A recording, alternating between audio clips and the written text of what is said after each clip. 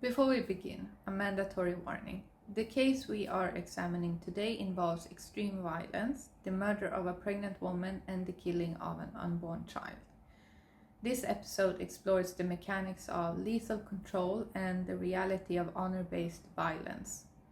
This content is intense and the descriptions are graphic.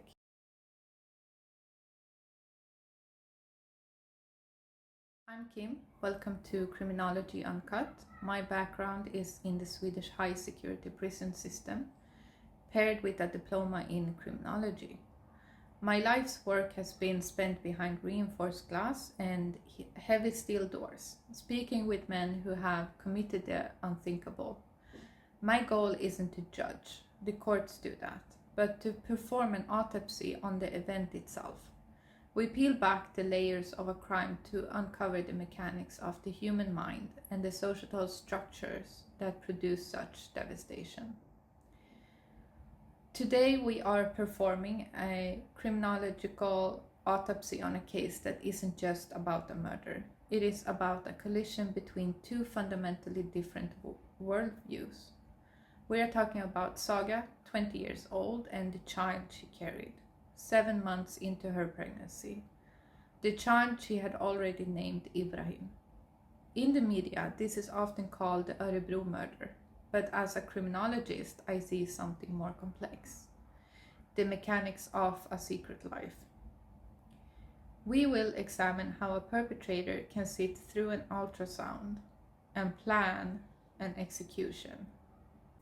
We will also analyze the evolution of Swedish legislation. Sweden recently introduced a specific aggravating circumstances for crimes with an honor motive.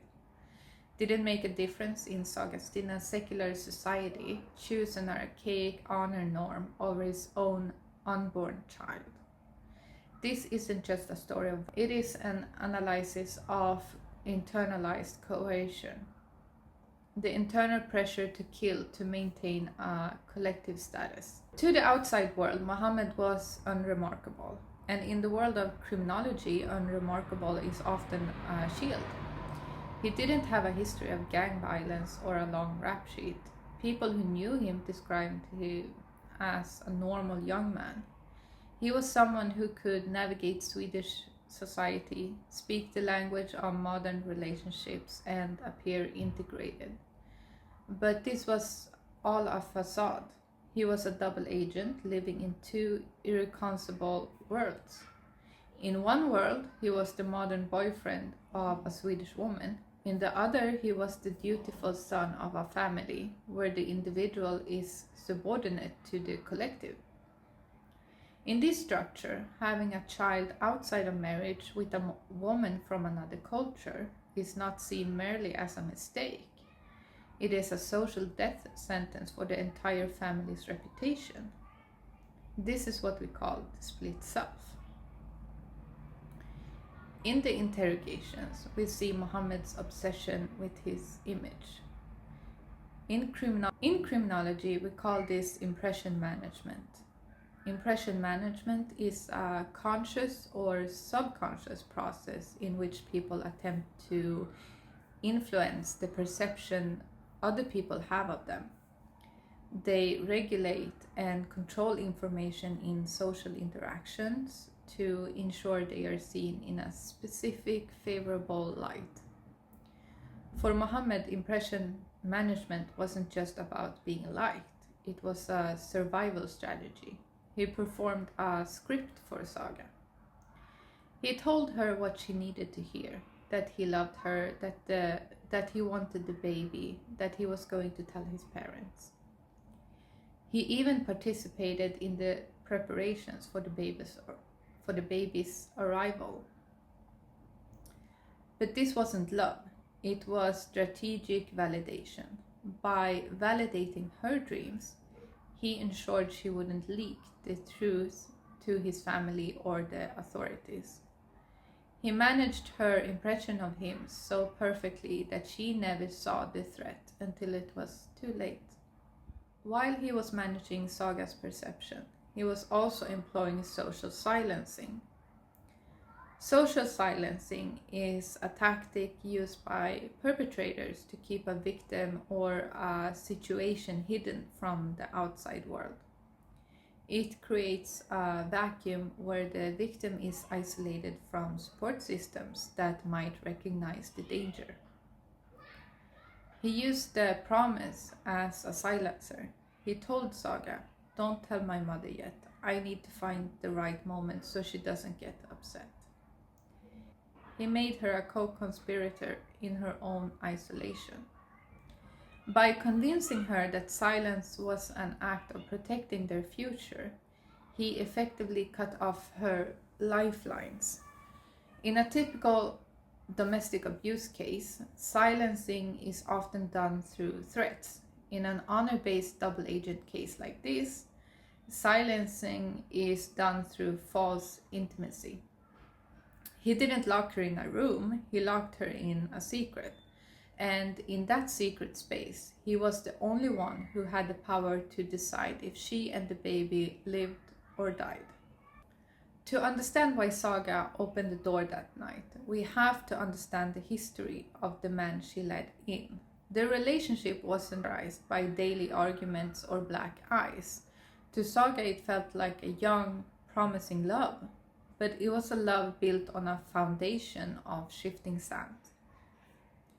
Saga and Mohammed's relationship was to the outside world a normal one. They spent time together, they laughed, and they planned. But there was a third party in their relationship that Saga couldn't see: the expectation of Mohammed's family. When Saga became pregnant, the dynamic shifted. For Saga, it was a miracle. For Mohammed, it was a ticking time bomb. Early in the pregnancy, Mohammed's first instinct wasn't joy, it was elimination. He repeatedly asked Saga to have an abortion. He didn't say it was because he didn't love her. He framed it as, "It's not the right time," or "My family won't understand yet." While he was holding her hand on one side, he was secretly on his phone on the other side. His search history from this period is quite chilling. He didn't just look for clinics, he searched for how to perform an abortion at home and natural ways to end a pregnancy. In criminology, this is the first sign of dehumanization. He was looking for a delete button for the life growing inside her. When Saga refused, choosing instead to embrace her motherhood, Mohammed shifted his strategy from medical termination to social camouflage. As the months passed and Saga's belly grew, the conflict centered on one thing: the revelation. Saga was proud. She wanted to be a real family. She pushed Mohammed to tell his parents. This is where Mohammed's impression management reached its peak. He didn't tell her no, he told her soon. We can see this in the published SMS logs. Saga writes with hope: "We are going to be a family, I'm longing for it so much." Mohammed's replies are short, affirming, but evasive. He sets deadlines. He promises to tell them tonight or after the weekend. By giving her a date, he kept her calm. He prevented her from reaching out to his family herself. He would say things like, "I love you so much, I just need to find the right way to say it so they don't disown me. Trust me." To a woman in love, this sounds like a man struggling for his family. To a criminologist, this is strategic isolation. On April 29th, we now arrive at the final 24 hours. This was the day Mohammed had promised would be the day of truth. He told Saga, "Tonight I will tell them. Tonight our life starts for real." Saga's day, she's at her baby shower. She is surrounded by friends and family, baby clothes and laughter. She sends pictures of the gifts to Mohammed. Look at all the beautiful clothes Ibrahim has received. We are waiting for you. She is at the peak of her happiness because she believes that when she wakes up tomorrow, the secret will be out. Mohammed's day, on the other hand, he isn't preparing a speech for his parents, he is preparing for an execution. While she was opening gifts, he was back in the digital dark. He was searching for strangulation. He wasn't looking for brave words. He was looking for the most effective way to silence her forever. He chose to kill her on the very night he promised to save their relationship. He used her hope as a way to ensure she would be home alone and waiting for him with open arms. When Mohammed arrived at Saga's apartment late that night, she lightly welcomed him with a sense of relief.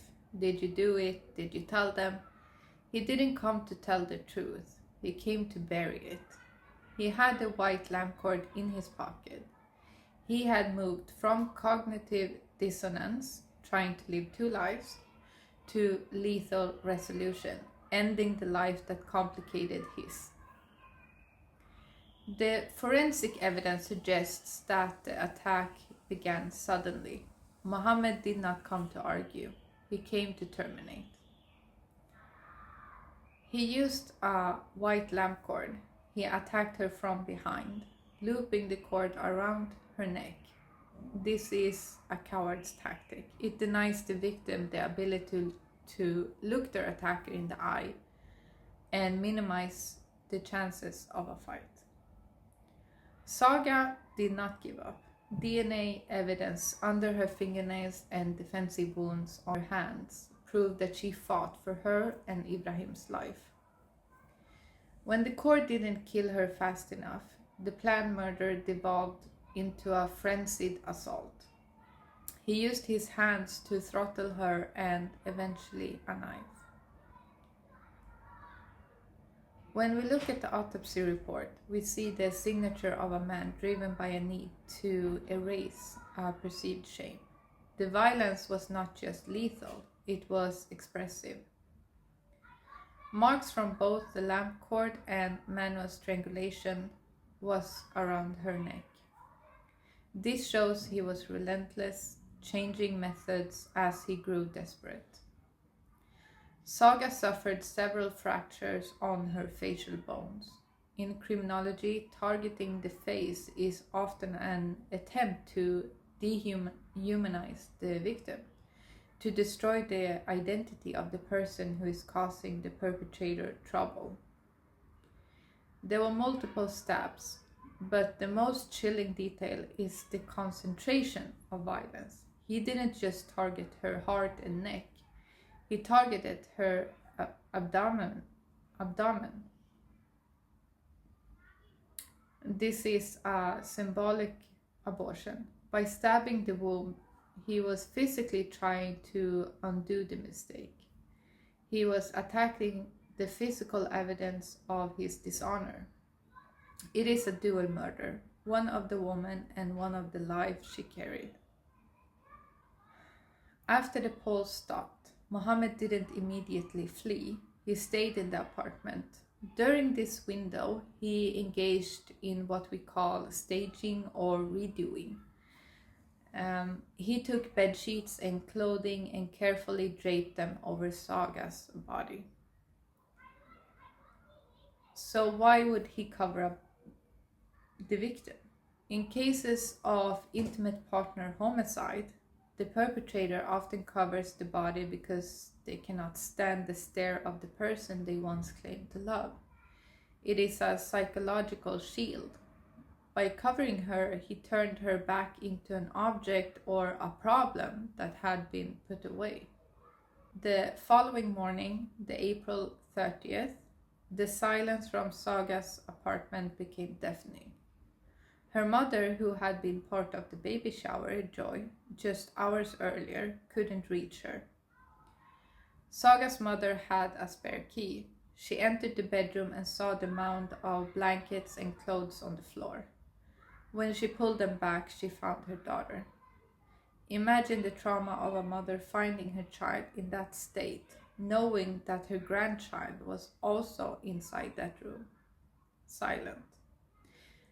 The emergency call is a record of raw human agony. When the paramedics arrived, they saw the visible pregnancy. They attempted life-saving measures, but it was too late.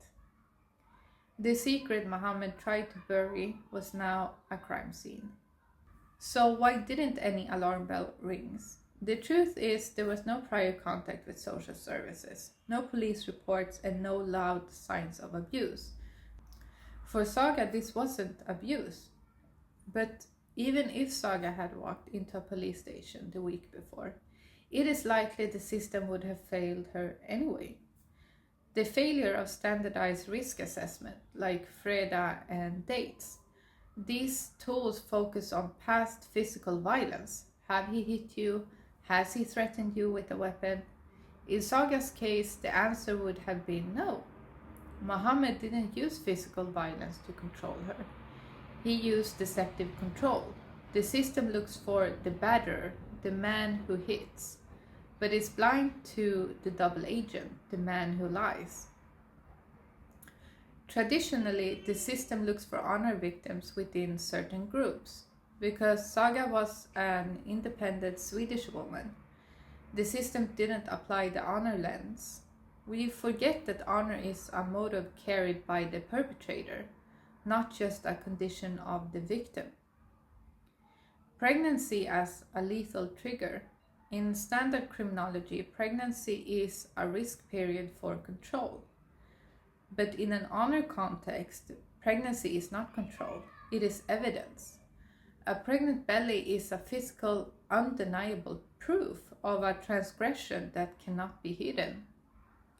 If Saga had mentioned to a midwife that Mohammed's family didn't know about the baby, it might have been seen as family drama rather than a lethal threat. There is a dangerous assumption that if a young man speaks the language, has a job, and dates a Swedish woman, he has left archaic honor norms behind. Mohammed used this as predatory camouflage. The system failed Saga because it looked at Mohammed's surface and saw a man who fit in rather than a man who was internally enslaved by his family's reputation. The Swedish criminal code has undergone a transformation. For decades, activists fought for honor to be recognized as a specific driver. On June 1st, 2020, a new point was added to the penal code. It states that if a motive was to preserve or restore the honor of a person or a family, it must be viewed as an aggravating circumstances. Previously, prosecutors tried to squeeze honor into other categories. Now they have a direct scalpel. In 2022, honor-based oppression was introduced as its own crime. This changed the courtroom's DNA. It moved the focus from heat of the moment to systematic oppression.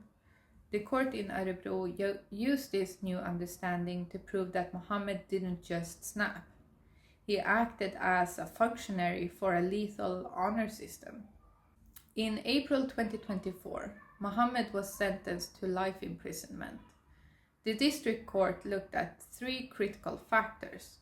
The honor motive. The court explicitly stated that the murder was committed with an honor motive. This was a landmark test of the 2020 amendment. The judge noted that Mohammed prioritized his family's social standing over the lives of Saga and his own son. 2. The degree of premeditation. The search history and the lamp cord proved this was an execution. And 3. The killing of an unborn child. The judge emphasized the extreme ruthlessness of killing a woman in her 7th month. The violence was specifically designed to ensure the baby, the shame, did not survive. Saga's mother has expressed a profound sense of betrayal, not just by Muhammad, but by the secret world he represents. For the friends who attended the baby shower, the life sentence is a message, but the nursery remains empty. Muhammad is now serving his life sentence. Saga is gone. We must learn to recognize the predator's mask. When a relationship is kept secret to protect someone, those are red flags. Saga died because she loved and trusted the wrong person. Ibrahim died because his existence was an unacceptable truth. I want to hear your opinion. How can we as a society better see these hidden relationships? Leave a comment. This is Kim for Criminology Uncut. Stay safe and stay observant.